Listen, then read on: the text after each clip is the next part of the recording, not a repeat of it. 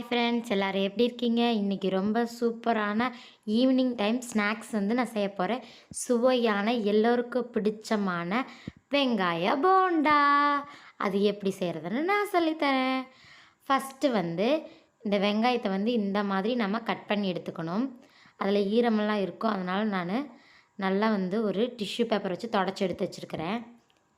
எடுத்ததுக்கப்புறம் அரிசி மாவு ஒரு 2 ஸ்பூன் அளவுக்கு சேர்த்துக்கோங்க. பெரிய ஸ்பூனில் 2 ஸ்பூன் நான் சேர்த்துக்கிட்டேன். போட்டு நல்லா இப்படி பிசைஞ்சு விடுங்க. அவ்வளோ டேஸ்ட்டாக இருந்துச்சு. ஈவினிங் டைமில் இந்த மாதிரி டீ போடுறப்போ இந்த மாதிரி செஞ்சு கொடுங்க. எல்லோரும் சூப்பராக சாப்பிடுவாங்க. இப்படி நல்லா கிளறி விடுங்க. இப்போ இது பஜ்ஜி மாவு. நம்ம வீட்டில் எந்தெந்த பிராண்ட் வாங்குகிறோமோ அது முக்கியம் இல்லை, பஜ்ஜி மாவு. இப்போ நல்லா நம்ம மிக்ஸ் பண்ணிக்கலாம். எனக்கு இது கொஞ்சம் காரம் அதிகமாக இருந்த மாதிரி இருக்கும், அதனால் நான் கடலை மாவு கொஞ்சம் மிக்ஸ் பண்ணிக்குவேன். இதோட நான் 2 கைப்பிடி அளவுக்கு கடலை மாவு மிக்ஸ் பண்ணிக்கிட்டேன். 1/2 கிலோ பஜ்ஜி மாவோட நான் 2 கைப்பிடி அளவுக்கு பஜ்ஜி மாவு சேர்த்துக்கிட்டேன். இப்போ நல்லா பிசைஞ்சு விடலாம். தண்ணியை கொஞ்சம் கொஞ்சமாக சேர்க்கணும். ஒரேடியே சேர்த்துட்டிங்கன்னா சொதன்னு போயிடும். அதுக்காக தான் நான் சொல்கிறேன். கொஞ்சம் கொஞ்சமாக சேர்த்து விடுங்க தண்ணியை. இப்படி நல்லா கிளறி விடுங்க. சும்மா 1 ஸ்பூன் அளவுக்கு சோம்பு சேர்த்துக்கோங்க. உங்களுக்கு தேவைன்னா சேர்த்துக்கோங்க, இல்லைன்னா விட்டுருங்க. கொஞ்சம் கொஞ்சமாக தண்ணி சேர்த்து மாவை நல்லா இப்படி லூஸாக பிசைஞ்ச மாதிரி பிசைங்க. ரொம்ப டைட்டாக இருந்தீங்கன்னா அந்த போண்டா நல்லா இருக்காது. அதுக்குள்ளே எண்ணெய் காயட்டும். ஒரு சைடு நல்லா பிசைஞ்சுக்கலாம்.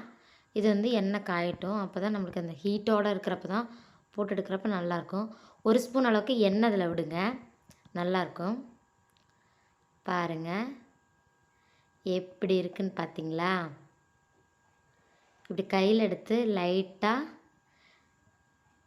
இப்படி நம்ம எடுத்து போடுறப்பமே நைஸாக உழுகணும். அந்தளவுக்கு மாவு நல்லா சாஃப்டாக பிசைஞ்சுக்கோங்க. ஒரு 10 நிமிஷம் கூட விட்டுருங்க, ஒன்றும் பிரச்சனை இல்லை. மாவு ஒன்றும் ஆகாது. ஓவராக ஹீட் எண்ணெய் வச்சுக்கிட்டிங்கன்னா வெங்காயம் கருகி போயிடும். பாருங்கள், பார்க்கவே இவ்வளோ அழகாக இருக்குது. இந்த மாதிரி நான் ட்ரை பண்ணுறப்போ சூப்பராக இருந்துச்சு. வீடியோவை கடைசி வரைக்கும் ஸ்கிப் பண்ணாமல் பாருங்கள், அப்போ தான் தெளிவாக புரியும். இப்போ நான் நெக்ஸ்ட்டு போட்டிருக்கேன். பாருங்கள் எந்த அளவுக்கு நல்லா விழுகுது பாருங்கள், நைஸாக நல்லா பொன்னிறமாக வேகட்டும். இப்போ ஃபஸ்ட்டு நல்லா ஹீட்டாக இருக்கட்டும், அப்புறம் குறைவாகவே வச்சுக்கோங்க. இல்லைன்னா போண்டா மேலே மட்டும் வெந்திருக்கும், உள்ளே வேகாமல் போயிடும். அதுக்காக தான் நான் சொன்னேன். இப்படி உடனே கொஞ்சம் திருப்பி போடுங்க. இப்போ இதே மாதிரி நம்ம எல்லா போண்டாவையும் நம்ம சுட்டு எடுத்துடலாம். பாருங்களே, எவ்வளோ சுவையான வெங்காய பஜ்ஜி ரெடி ஆயிடுச்சு.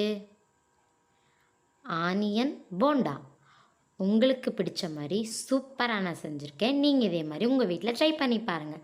உங்களுக்கு இந்த வீடியோ பிடிச்சிருந்துச்சின்னா லைக் பண்ணுங்கள், ஷேர் பண்ணுங்கள், கமெண்ட் பண்ணுங்கள், மறக்காமல் சப்ஸ்கிரைப் பண்ணுங்கள். அதில் ஆல்னு இருக்கிற ஆப்ஷனையும் கிளிக் பண்ணுங்கள். அப்போ தான் நாங்கள் போடுற ஒவ்வொரு வீடியோ உங்களுக்கு நோட்டிஃபிகேஷனாக வரும். ஓகே, பாய்.